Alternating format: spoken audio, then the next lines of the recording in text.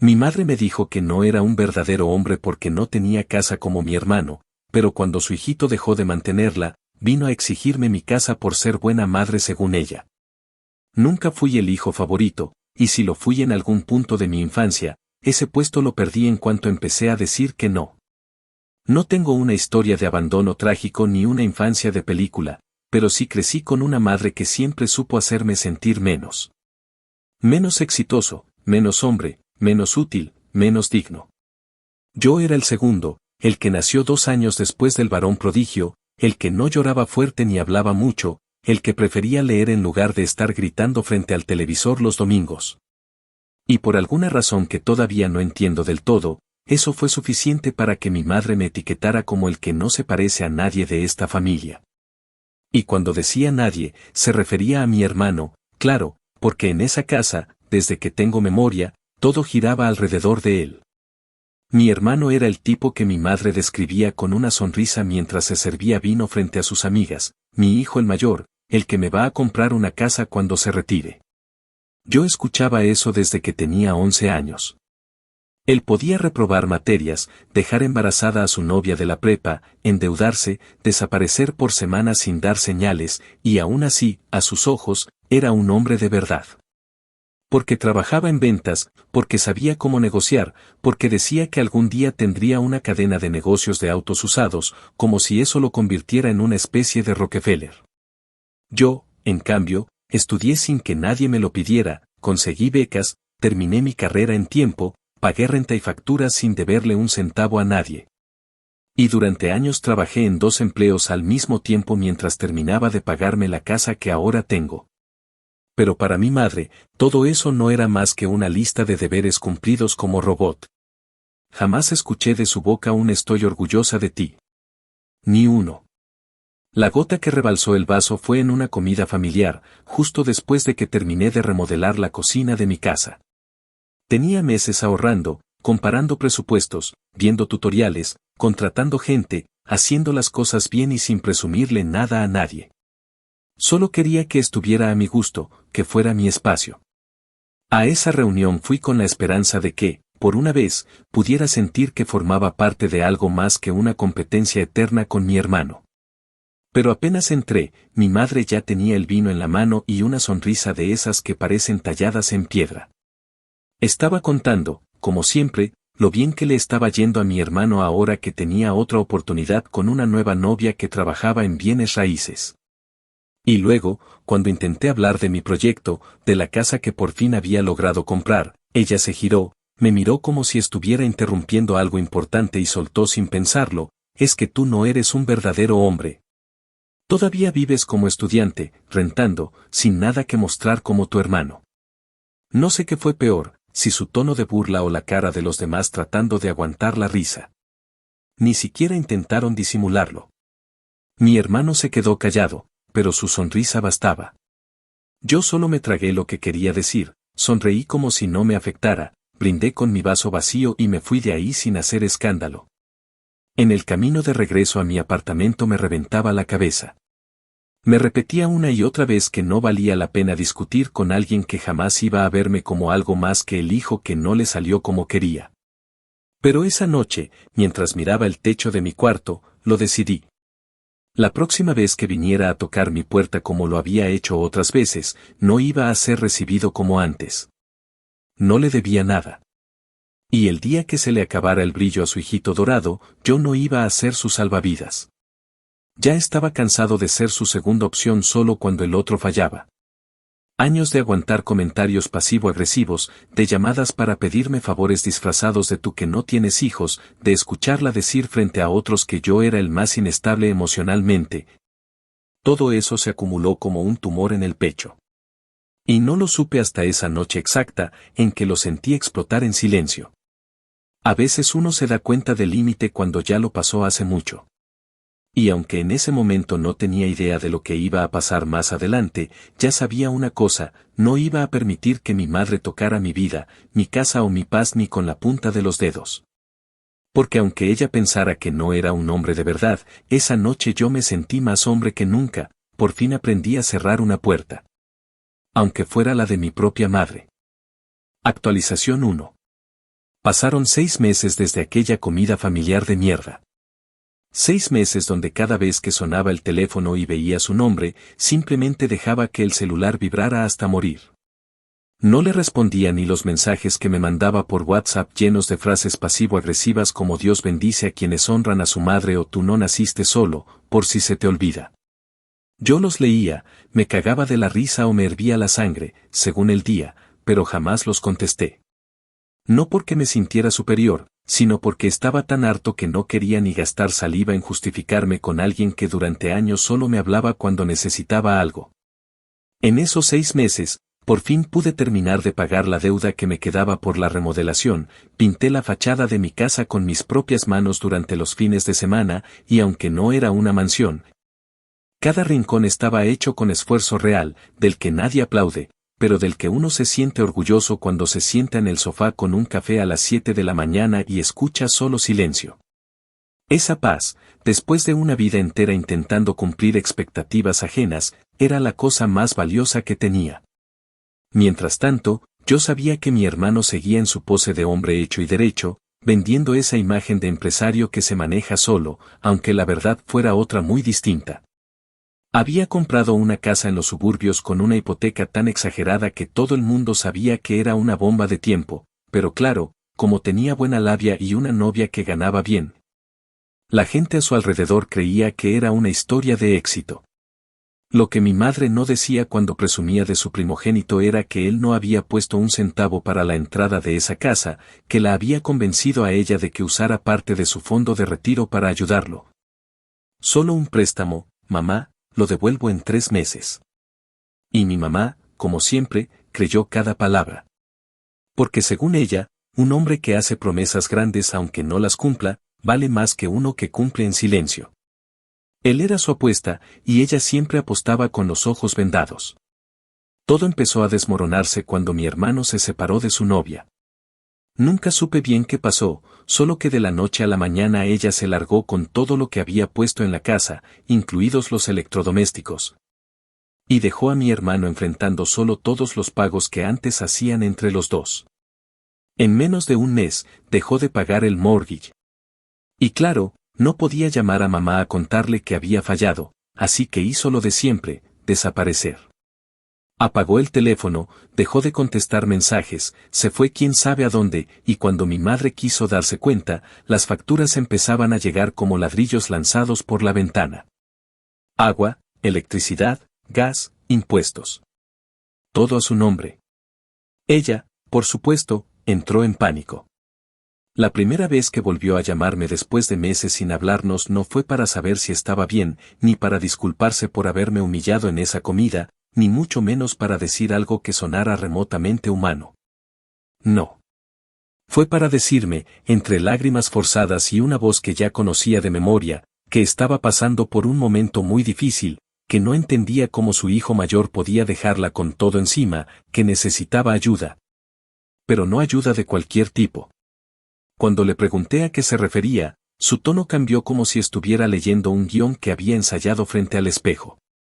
Dijo, textualmente, yo no soy cualquier mujer, hijo. Soy tu madre. Me merezco algo mejor. Y tú, como hombre de verdad, podrías dejarme vivir contigo mientras resuelvo esto.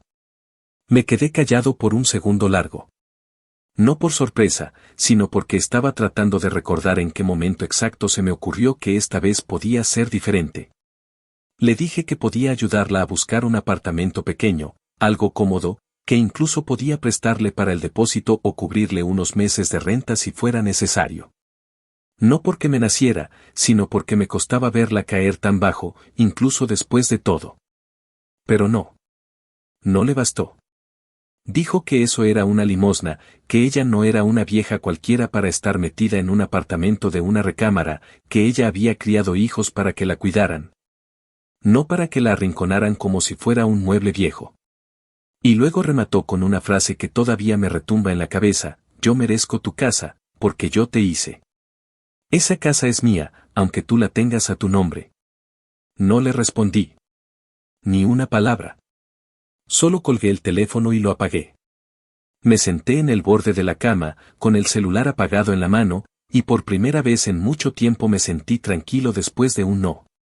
Porque por dentro ya había tomado una decisión. Si ella pensaba que podía aparecer después de insultarme, después de desaparecer, después de apostar por el hermano que la dejó sola, y aún así exigirme lo que yo había construido, entonces esta vez iba a aprender que el amor de un hijo no es un cheque en blanco. Esa casa no la iba a pisar. Y si se atrevía a cruzar la puerta, iba a ver que el hijo al que siempre llamó débil, por fin había aprendido a poner límites con la fuerza que a ella le faltó cuando crió a su favorito. Actualización 2. Pasaron unas 3 semanas después de aquella llamada cuando sucedió algo que, sinceramente, yo sí esperaba, pero no con la rapidez ni con la poca vergüenza con la que se presentó. Era sábado por la mañana, un día tranquilo en el que pensaba dedicarme a limpiar, poner música vieja, prender una velita con olor a sándalo y simplemente disfrutar de estar en paz. Sin nadie que me jodiera con sus frustraciones. Apenas estaba saliendo de la ducha, en bata y con la toalla en la cabeza, cuando escuché golpes en la puerta principal. Golpes, no toques. Como si alguien estuviera intentando tirar abajo la casa. En ese momento supe que era ella. Nadie más golpea una puerta así si no viene cargado de rabia y con la intención de entrar como sea. Me tomé mi tiempo para vestirme, y cuando abrí, ahí estaba mi madre, parada en el marco como si fuera la dueña del lugar, con un vestido azul que seguramente no lavaba hace semanas. Gafas oscuras y una expresión entre indignada y teatral, como si yo fuera el criminal y ella la madre mártir que venía a rescatar a su hijo descarriado. Ni siquiera me dio tiempo de preguntar qué estaba haciendo ahí, porque entró sin esperar permiso, sin mirar atrás, como si su presencia fuera un derecho divino. Caminó directo a la sala, se paró en el medio del espacio y lo observó todo con una mezcla de desprecio y posesividad que me revolvió el estómago. Dijo que el sofá se veía barato, que la alfombra era de esas que venden con descuento cuando nadie las quiere, y que la casa olía a soledad. Yo me quedé apoyado en la pared, cruzado de brazos, sin decir una sola palabra. Sabía que si abría la boca, iba a estallar, y no quería regalarle la satisfacción de un escándalo. Pero lo peor vino cuando sacó de su bolso una carpeta de plástico, la colocó sobre mi mesa de comedor y me dijo, con una voz que trataba de sonar dulce pero sonaba como una amenaza velada, que había traído los papeles. Le pregunté qué papeles, y con total descaro me dijo, el documento para que firmes la transferencia de esta casa a mi nombre. Así te quitas un peso de encima y me das lo que por derecho me pertenece. Yo la miré como si estuviera frente a un mal chiste. No entendía si hablaba en serio o si había perdido la maldita cabeza. Le pregunté si realmente pensaba que iba a cederle mi casa como si fuera una mochila vieja, si acaso creía que esto era una especie de novela donde el hijo arrepentido le entrega todo a su madre como gesto de perdón. Me respondió que no era una cuestión de arrepentimiento ni de novela, sino de justicia emocional. Dijo que ella me había dado la vida, que había cambiado pañales, trabajado horas extras, soportado gritos y enfermedades, y que ahora que su hijo predilecto la había dejado colgando, yo tenía la obligación moral de compensarla.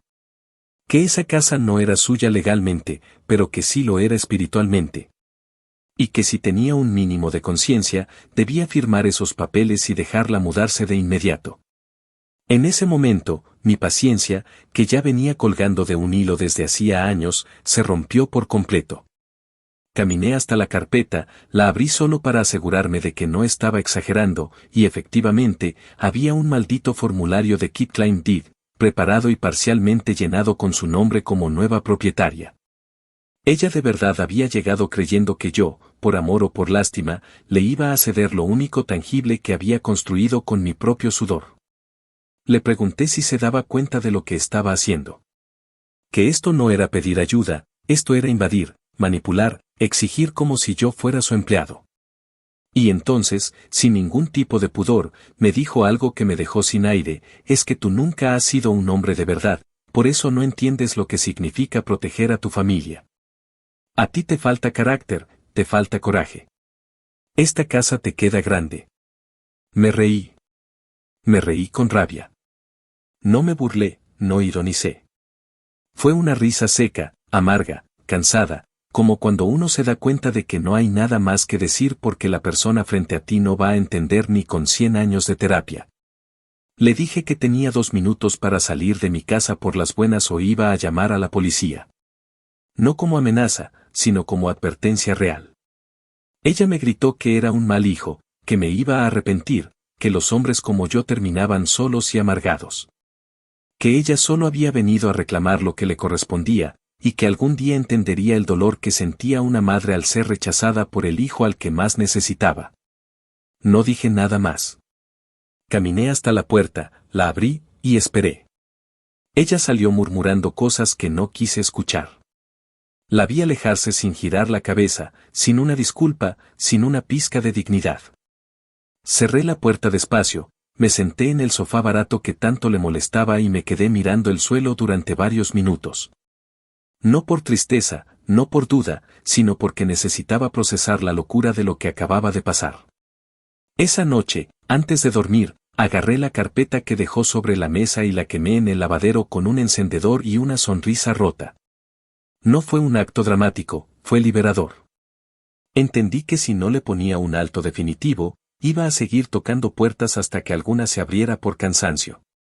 Pero la mía no iba a ser esa. Nunca más. Porque ya no era el niño que se sentía menos por no ser su favorito. Ahora era el hombre que sabía decir basta. Actualización 3. Había pasado poco más de un mes desde aquel espectáculo absurdo en mi sala, pero aún tenía el sabor rancio de su presencia metido en el estómago como si hubiera tragado algo podrido. No volví a saber de ella, al menos no directamente. Lo que sí empecé a notar fue que ciertos primos, tías y hasta uno que otro vecino de la vieja cuadra me empezaban a mandar mensajes con tonos que iban desde el pasivo-agresivo hasta el insulto disfrazado de consejo. Comentarios como uno no escoge a la familia o Dios castiga a los hijos malagradecidos, y mi favorito, el karma existe, ten cuidado cuando tú seas viejo. Lo peor no era el contenido en sí, sino el hecho de que se sentían como ecos repetidos. No eran pensamientos propios, eran frases que mi madre había plantado con la precisión de quien lleva décadas perfeccionando el arte de manipular. Ya me conocía esa estrategia, cuando no podía ganarte de frente, empezaba a sembrar veneno en tu entorno para que las raíces terminaran asfixiándote desde todos lados. No respondí a nadie. No le di a ningún mensaje más valor del que merecía. Solo me limité a archivar cada uno en mi cabeza como recordatorio de que, si la sangre pesa, también puede envenenar. Lo que sí hice, con una calma quirúrgica, fue sentarme con mi amigo Dave, abogado especializado en propiedad y contratos, a revisar todo lo que tenía que hacer para blindar legalmente mi casa. No es que pensara que ella fuera a aparecer con una banda de matones y me sacara a patadas, pero después de ver hasta dónde había llegado la última vez, no estaba dispuesto a subestimar su capacidad de cruzar líneas. Dave me explicó que lo más sólido en este tipo de situaciones, si quería asegurarme de que absolutamente nadie pudiera meter mano, era crear un fideicomiso revocable. Básicamente, poner la casa bajo el nombre de una entidad legal controlada por mí y cuyos términos nadie pudiera cambiar sin mi autorización. Sonaba complicado, pero él se encargó de todo. En menos de 2 semanas, mi casa ya no estaba técnicamente a mi nombre, sino en el fideicomiso, donde yo era el único beneficiario y administrador. Nadie podía reclamar derechos sobre ella, ni siquiera si me pasaba algo. Y por primera vez, dormí como un niño después de firmar esos papeles. Pero eso no fue lo único que hice. También aproveché para rehacer mi testamento, no porque fuera millonario ni nada por el estilo, sino porque quería dejar todo claro antes de que empezaran a revolotear como buitres cuando me muriera. Que era justo lo que imaginaba que pasaría si algún día me daban un infarto.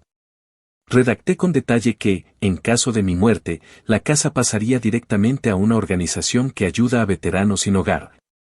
Porque si algo tenía claro es que prefería que un desconocido con necesidad real viviera entre esas paredes antes que cualquier miembro de mi maldita familia. Dejé todo registrado, notariado, sellado, guardado en una caja fuerte. Y no lo hice por paranoia, lo hice porque conocía a la mujer que me parió. Sabía que en su mente no había líneas rojas, solo oportunidades disfrazadas de afecto. Y esta vez no iba a tener ni una sola. Después de eso, cambié la cerradura de la casa por una digital. También instalé cámaras nuevas, una en el porche y otra dentro del vestíbulo, justo donde ella se había parado aquel día. Lo hice sin pena ni vergüenza, porque ya no me importaba lo que dijeran los demás. Ya no estaba jugando a ser el hijo correcto, ni a fingir que todo se podía resolver con una cena y una charla emocional. Eso ya lo había hecho demasiadas veces, y siempre terminaba siendo el pendejo que cargaba con la culpa. Esta vez no. Esta vez yo era el que mandaba. También llamé al portero de la entrada del conjunto y le pedí que no dejara pasar a nadie que viniera sin cita, mucho menos si decía ser mi madre y venía con cara de urgencia. Le mostré una foto, le expliqué brevemente que tenía problemas familiares y que no quería visitas no deseadas. El tipo solo asintió con una seriedad que agradecí. Estaba blindando mi paz como si fuera oro, porque para mí lo era. Durante esos días también empecé a notar un cambio sutil pero importante en mí mismo. Ya no cargaba con la ansiedad constante de recibir una llamada inesperada, ni me sobresaltaba cuando alguien tocaba la puerta. Empecé a hacer cosas que antes evitaba, decorar con fotos mías, colgar cuadros, invitar a amigos sin sentir que alguien iba a juzgarme por no tener una familia de verdad que apareciera a las cenas. Me apropié de mi casa, no solo con papeles, sino con alma. Compré una planta que no sabía si iba a saber cuidar, cociné recetas que nunca había probado, empecé a leer en voz alta por las noches solo por gusto, no por distracción. Me sentía dueño por primera vez, no solo de un techo, sino de una vida. Pero aunque todo parecía calmo, yo sabía que solo era la pausa antes de otra tormenta. Mi madre no era de las que se rinde. Era de las que espera el momento más jodido para reaparecer con la cara lavada y las lágrimas listas. Lo supe en los huesos. Porque aunque no había tocado mi puerta de nuevo, el hecho de que estuviera haciendo silencio era, irónicamente, su forma más ruidosa de seguir presente. Pero esta vez, cuando regresara, si es que regresaba, no iba a encontrar al hijo que alguna vez le pidió aprobación. Iba a encontrarse con un hombre que ya no necesitaba su validación. Y eso, para alguien como ella, era la peor derrota de todas. Actualización 4. Pasó un año entero sin que cruzáramos palabra. Un año de silencio donde la vida siguió su curso con una extraña normalidad que, en mi caso, se convirtió en algo adictivo. En ese lapso no recibí ni llamadas, ni mensajes, ni cartas, ni chismes de terceros. Nada. Y si bien al principio me despertaba cada tanto con esa sensación de alerta en el cuerpo, como si esperara que en cualquier momento mi madre se apareciera en la puerta con una maleta y el mismo discurso gastado de siempre. Con los días esa tensión fue perdiendo fuerza. Me acostumbré al silencio. Me habitué tanto a no tenerla rondando que comencé a preguntarme si realmente se había dado por vencida o si simplemente estaba en pausa, esperando un momento más vulnerable para volver. Porque con ella, lo supe siempre, el tiempo no se mide en meses sino en oportunidades. Y bastó un domingo cualquiera, uno de esos días donde el sol pega sin vergüenza y la vida parece en paz, para que la realidad me recordara que su ausencia no era más que una estrategia cobarde. Ese día salí temprano de casa para ir por café. La cafetería a la que suelo ir quedaba a unas cuadras de mi casa, nada extravagante, solo un sitio tranquilo con buena música y sin gente pretenciosa. Ya había pedido mi bebida y estaba esperando en la esquina, viendo el teléfono como siempre, cuando la vi. Sentada en una de las sillas metálicas de afuera, justo en la terraza del local, con una maleta destartalada al lado, el maquillaje corrido y la mirada fija en el suelo. Mi madre. No me había visto aún, pero apenas levantó la cabeza y cruzamos miradas, su rostro se iluminó como si acabara de ver a un salvador. Me quedé helado, no por miedo, sino por el descaro. Lo primero que pensé fue que seguramente se había quedado sin opciones. Y no me equivoqué. No hizo falta que dijera una sola palabra, su presencia lo gritaba todo.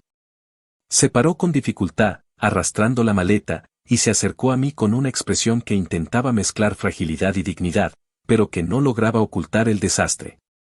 Ni siquiera me saludó. Solo me dijo, con esa voz de mártir que también sabía usar, necesito tu casa.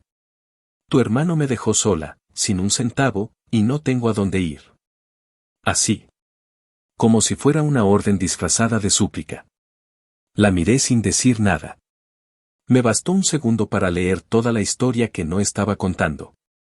Su hijito dorado, el mismo que ella había defendido como si fuera un enviado celestial, la había dejado tirada cuando ya no pudo sacarle más provecho.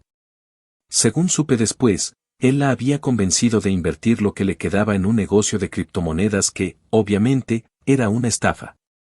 No solo perdió el dinero, también el techo donde vivía, porque la casa que compartía con su hijo ahora tenía nuevos dueños, el banco. Y él, como siempre, desapareció antes de dar explicaciones. Intentó convencerme con la misma retórica de siempre. Que era mi deber, que era mi madre, que me trajo al mundo, que me cuidó cuando estaba enfermo. Incluso lloró. Y no esas lágrimas de película, sino ese llanto quebrado que uno no sabe si es real o si simplemente está bien ensayado.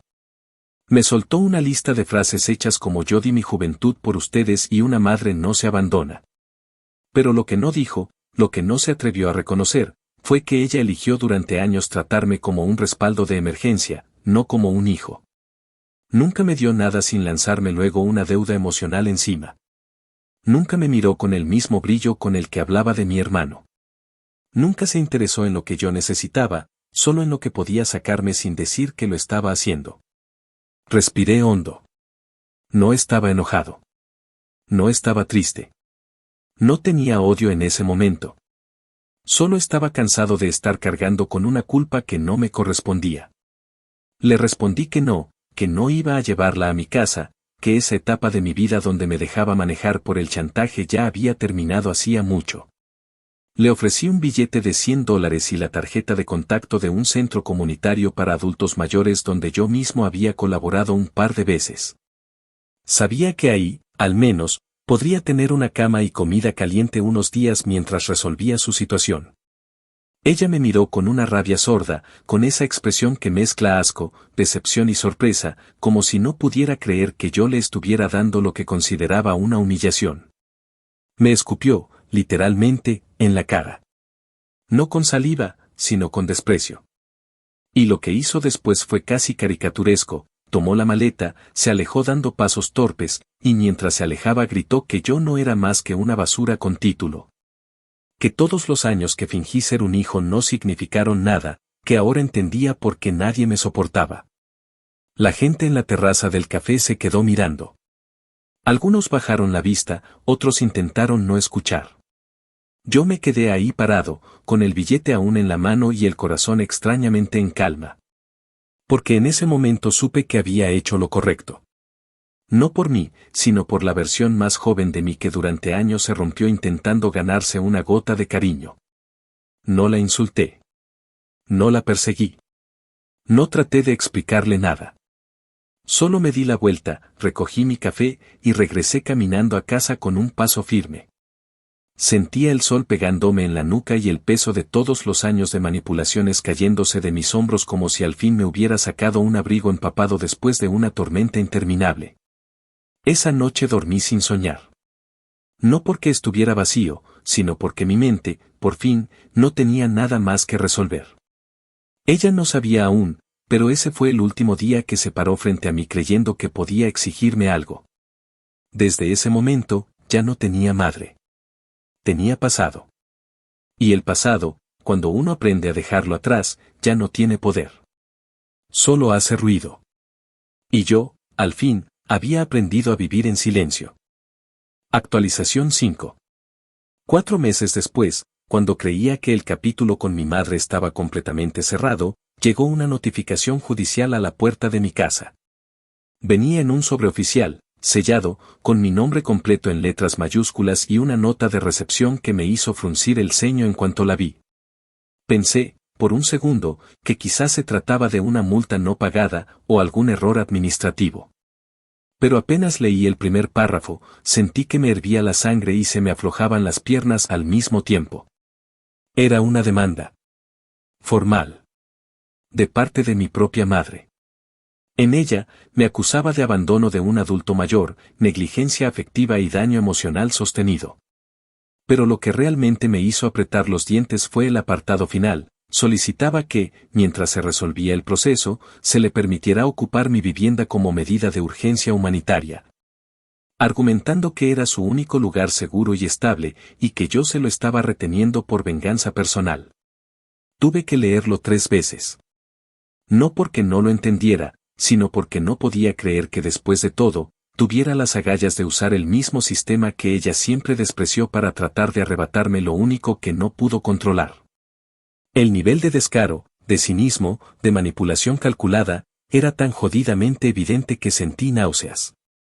Me temblaban las manos de rabia, pero al mismo tiempo me invadió una calma oscura. Porque esta vez no solo estaba preparado, estaba blindado. Sabía que este momento podía llegar. Sabía que un día no se limitaría a tocar la puerta, sino que iba a intentar derribarla por la vía legal. Pero había hecho mi tarea. Había documentado cada conversación. Había guardado todos los mensajes de texto, todas las grabaciones de voz, todos los correos.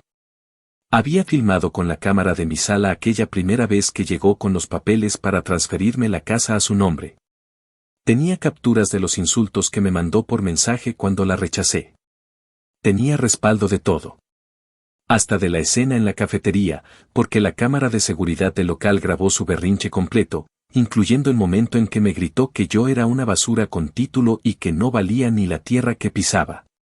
Llamé de inmediato a Dave, mi abogado, y le conté todo. Nos reunimos al día siguiente en su oficina, donde revisamos la demanda punto por punto. Él no pudo evitar reírse con incredulidad cuando vio el apartado donde mi madre aseguraba que había sido una madre presente y entregada, que nunca había tenido preferidos y que me crió con el mismo amor que a mi hermano. Dave me miró y dijo, con esa frialdad profesional que tanto le envidiaba, que esto no iba a llegar a ningún lado. Que la demanda estaba basada en puras emociones sin sustento legal, y que, con el material que yo tenía, íbamos no solo a desmontarla por completo, sino a dejarla expuesta ante el sistema como lo que realmente era. Una mujer manipuladora que no soportaba no tener el control. Durante los siguientes días, reuní todo. Videos, audios, capturas, mensajes. Redacté una línea de tiempo cronológica con fechas, lugares y testigos que pudieran confirmar que no solo no la había abandonado, sino que había intentado ayudarla de formas más que razonables y que fue ella la que rechazó toda posibilidad que no incluyera beneficiarse directamente a mi costa. Involucramos incluso el centro comunitario al que le había ofrecido ir, donde constaba que jamás se presentó y que cuando la llamaron para ofrecerle asistencia, los mandó al carajo diciendo que no era una cualquiera para dormir entre viejos fracasados. Cada una de esas pruebas era un ladrillo más en el muro que iba construyendo entre su mentira y mi verdad. El día de la audiencia llegó antes de lo que esperaba. Era un tribunal local, pequeño, con paredes blancas y olor a café viejo. Ella estaba sentada al fondo, con un abrigo que claramente no era suyo, segaramente prestado para aparentar vulnerabilidad y el rostro arrugado, sin maquillaje, con ese aire de señora frágil que sabía adoptar cada vez que necesitaba conmover a alguien. Yo no me acerqué. No la saludé. Ni siquiera la miré. Me senté junto a Dave, con la cabeza en alto y la garganta seca. Cuando el juez entró, sentí que todo el peso del pasado estaba por fin sobre la mesa. Y lo que vino después fue más rápido de lo que imaginé. El juez escuchó su parte, leyó su declaración escrita y dejó que su abogado, uno de esos que claramente había tomado el caso por compromiso o por falta de mejores clientes, intentara hacer ver la situación como un caso de ingratitud filial. Luego fue nuestro turno. Dave habló sin prisa, con precisión, y fue sacando prueba tras prueba como si fueran cartas marcadas. Puso el video de la casa donde ella pedía la propiedad como si fuera suya, mostró los mensajes donde me insultaba, reprodujo los audios donde decía que prefería morirse antes que aceptar mi caridad de mierda. Y exhibió el testimonio del centro comunitario. El juez se mantuvo en silencio todo el tiempo, pero yo notaba cómo sus cejas se alzaban en ciertas partes, como su mano tomaba notas cuando Dave hablaba. Cuando todo terminó, hubo un silencio tenso que duró apenas unos segundos pero pareció eterno. Y entonces, sin siquiera mirar a mi madre, el juez dijo con voz firme que la demanda era infundada, que no existía ninguna prueba de abandono. Y que más bien parecía que la señora estaba intentando abusar del sistema para conseguir un beneficio personal. No solo desestimó la demanda, sino que ordenó que ella pagara los costos del proceso, algo que evidentemente no esperaba. Mi madre no dijo nada. Ni una palabra. Solo se levantó, tomó su bolso y se fue sin siquiera cruzar la mirada conmigo. Esa fue la última vez que la vi. No sé si por vergüenza, por rabia o por ambas. Pero lo que sí sé es que ese día, en esa sala blanca y con olor a café viejo, terminó de romperse algo que ya estaba agrietado desde hacía años. La fantasía de que algún día podría volver como si nada. La idea de que yo era un hijo blando que se rendía frente al drama. Todo eso se fue al carajo con una firma y un sello. Esa noche, cuando volví a casa, no sentí euforia ni alivio inmediato. Me senté en el porche, con una cerveza fría en la mano, y simplemente miré el cielo. Pensé en todo lo que me costó llegar a ese punto. No solo la casa, no solo la estabilidad. Me refiero a llegar emocionalmente hasta el punto en que por fin pude pararme frente a ella, frente a su manipulación, frente a su narrativa, y decir con hechos, ya no me controlas. No te debo nada. No vas a cruzar esa puerta nunca más. Y por primera vez, sentí que la casa, ese pedazo de terreno que tanto había protegido, no era solo una propiedad. Era el símbolo de que había dejado de ser su hijo funcional para convertirme, de una vez por todas, en mi propia persona. Y eso, para alguien como ella, era la peor derrota posible. Actualización final. 6 meses después de aquella última audiencia en la corte, la vida se asentó en una especie de calma extraña. Como si todo lo que había sucedido durante los últimos años hubiera sido una tormenta larga y lenta que finalmente se disipaba dejando un silencio espeso en el aire. No hubo noticias nuevas sobre mi madre. Nadie me llamó para preguntarme por ella, ni siquiera los primos o tías que antes usaban cada mínima oportunidad para tratar de hacerme sentir como el villano de la historia. Ni una palabra, ni un mensaje, ni siquiera un comentario velado en redes sociales. Era como si, al ser derrotada públicamente, ella hubiera perdido también el impulso de seguir manipulando desde las sombras. Y aunque parte de mí se preguntaba si realmente había renunciado o si solo estaba planeando la siguiente jugada en alguna habitación oscura y vacía, la verdad es que ya no me importaba. No porque no me doliera, sino porque había alcanzado un punto en el que su presencia ya no tenía peso sobre mi espalda. Había aprendido, a fuerza de golpes emocionales, que algunas relaciones no se sanan, simplemente se dejan de cargar. En ese tiempo, mi vida no solo se estabilizó, sino que comenzó a crecer en una dirección que jamás pensé posible. Conseguí una promoción en el trabajo que llevaba esperando años, algo que me permitió por fin cambiar mi rutina de supervivencia por una más cómoda y planificada. Con el nuevo ingreso, invertí en renovar el patio trasero, construí una pérgola con mis propias manos, sembré plantas nuevas y convertí ese espacio en una extensión de mi tranquilidad. Empecé a hacer reuniones pequeñas, a recibir amigos sin sentir esa incomodidad en el pecho de que alguien de mi familia podría aparecerse a arruinarlo todo. Dejé de vivir a la defensiva. Y eso, aunque parezca una cosa simple, era en realidad una de las libertades más valiosas que había ganado. Con el tiempo, conocí a alguien. No era perfecto, ni buscaba a alguien perfecto. Éramos dos personas con cicatrices aprendiendo a vivir sin apretarlas. Nunca quise involucrar a nadie en mis asuntos familiares, pero cuando llegó el momento de explicarle por qué no tenía relación con mi madre, no necesité dramatizar ni justificarme. Solo conté lo que pasó con claridad, sin adornos. Y en lugar de mirarme con lástima o juicio, me respondió que poner límites era el acto más valiente que alguien podía hacer en una familia rota. Desde entonces, nunca más sentí culpa. Solo decisión. Un día, por simple curiosidad, llamé al centro comunitario donde alguna vez había intentado ayudar a mi madre. Pregunté por ella, por saber si al menos había terminado ahí, aunque fuera por necesidad. Me dijeron que nunca regresó. Que después de aquel intento fallido de asistencia, no supieron más. Me agradecieron por el donativo que hice en su momento y me dijeron que, si alguna vez quería volver a colaborar, las puertas estaban abiertas. Colgué el teléfono sin sentir ese nudo en el estómago que me atormentaba en el pasado. Ya no necesitaba saber más. Ella había elegido su camino, uno en el que yo no encajaba, y yo había construido el mío desde cero, sin favores, sin atajos, sin herencias emocionales. Solo con lo que yo era capaz de hacer con mis manos y mi cabeza. Lo último que hice, y probablemente lo más simbólico, fue cambiar de dirección postal en todos mis documentos legales. Ya no por miedo, sino por cierre. Decidí alquilar mi casa, la misma que tanto me costó, a una pareja de recién casados que estaban esperando su primer hijo. Les hice un contrato justo, sin letra pequeña, sin condiciones envenenadas. Quería que ese espacio, que para mí representó tanto sufrimiento y tanta sanación, ahora fuera un lugar donde se construyera algo nuevo. Algo limpio.